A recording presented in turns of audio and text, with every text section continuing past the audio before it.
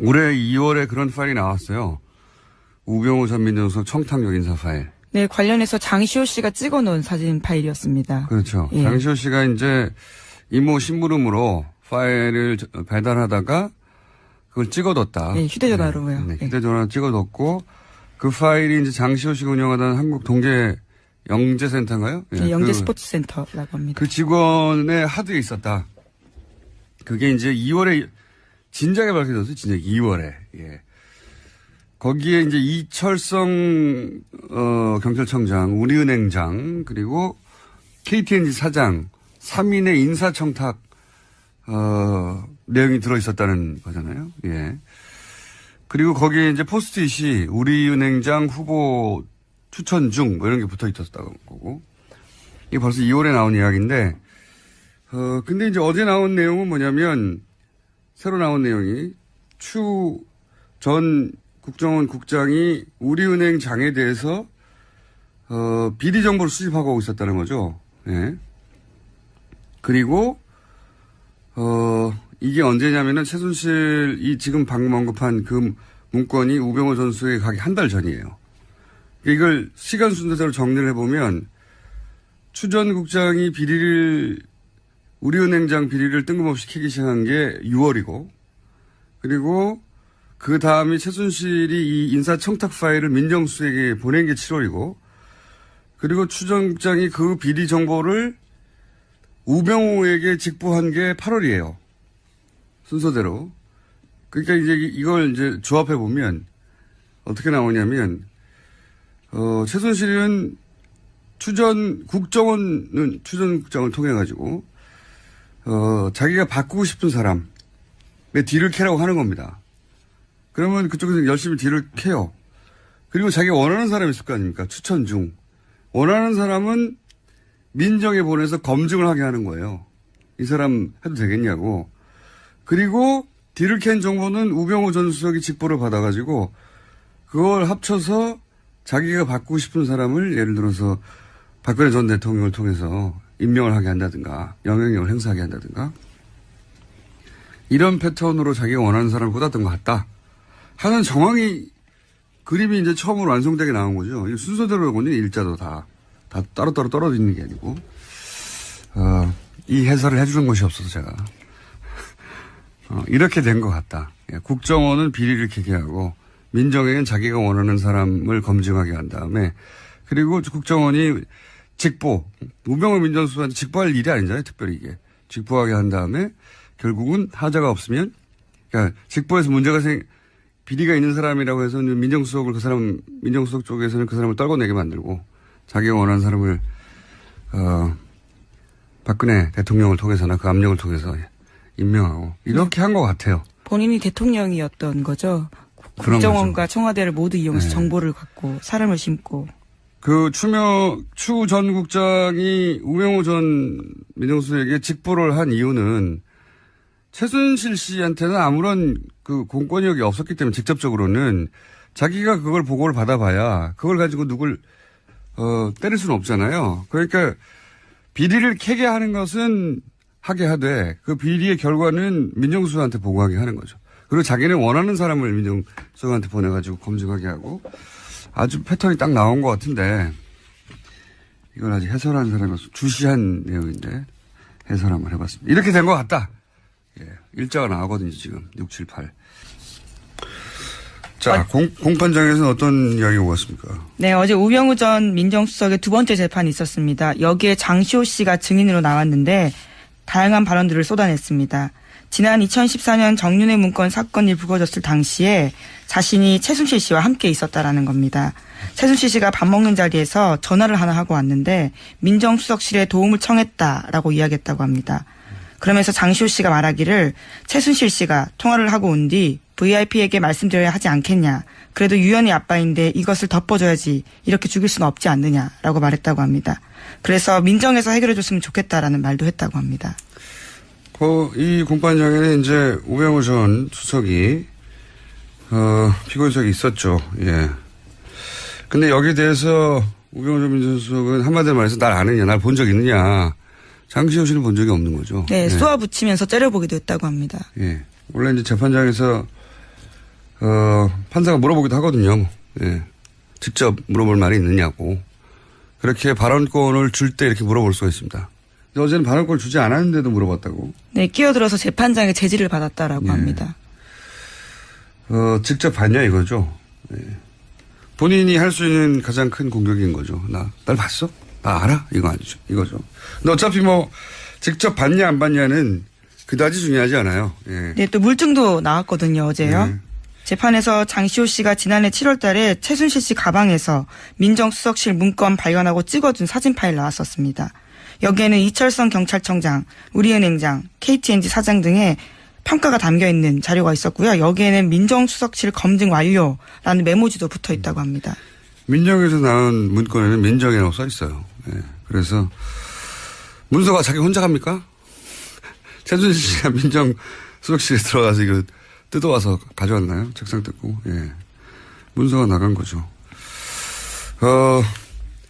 근데 이제 저는 이거 보면서 무슨 생각이냐면 어제죠. 어제 법정 구속된 이영선 전 청와대 경호관.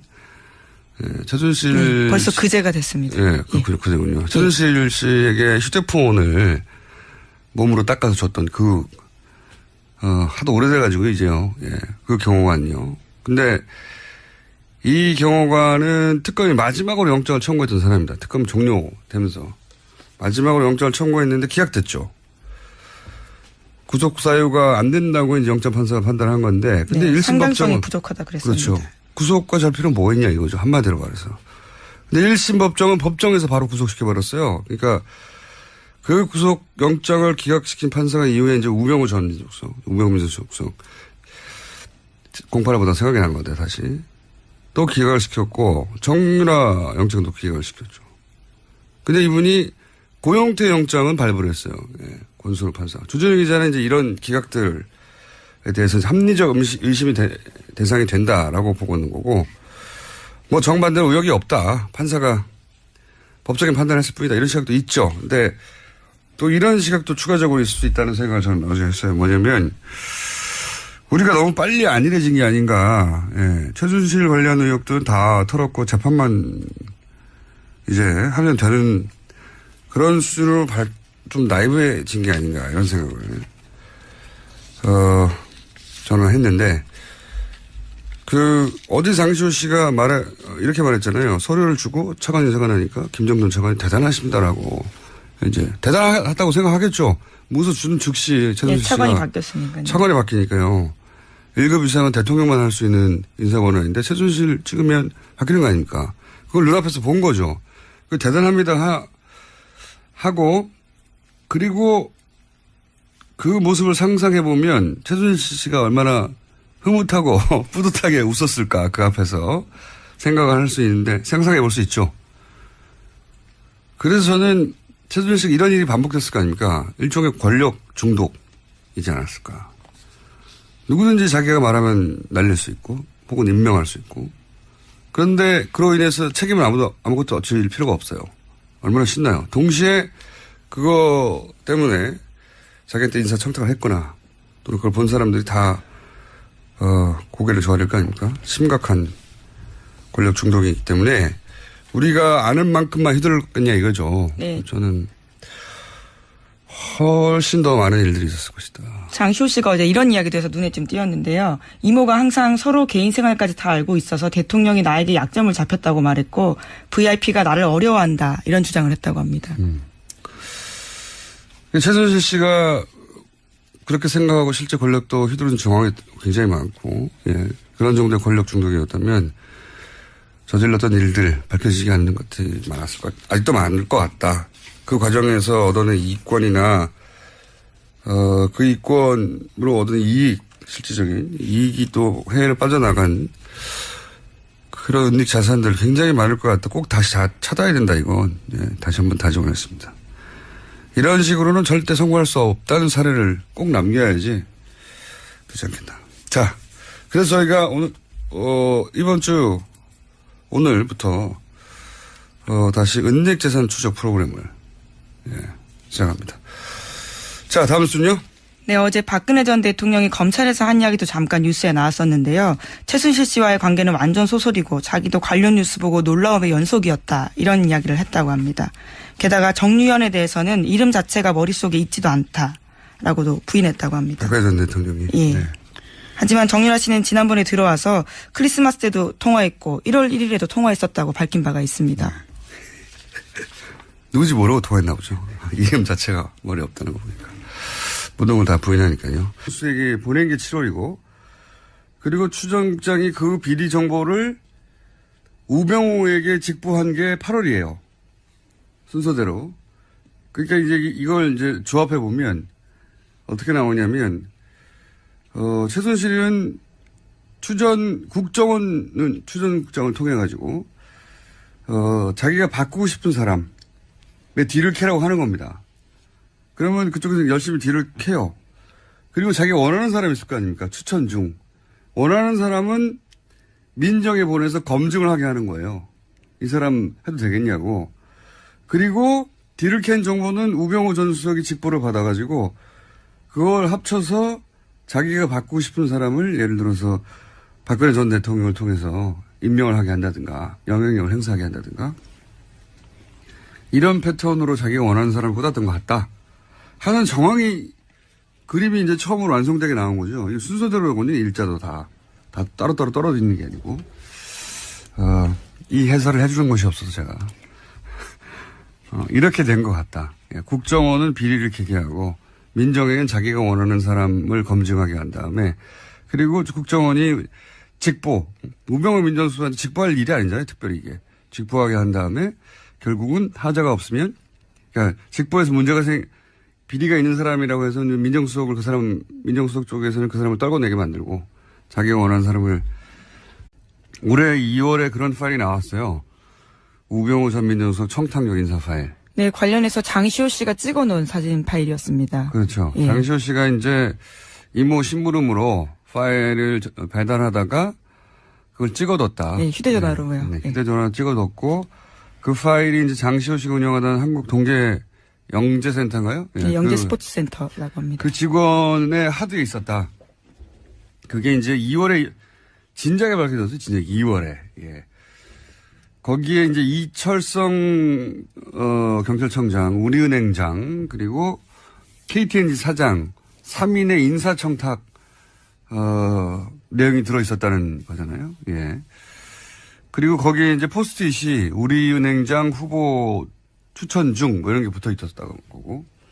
이게 벌써 2월에 나온 이야기인데, 근데 이제 어제 나온 내용은 뭐냐면, 새로 나온 내용이, 추 전 국정원 국장이 우리은행 장에 대해서, 비리 정보를 수집하고 있었다는 거죠. 예. 그리고,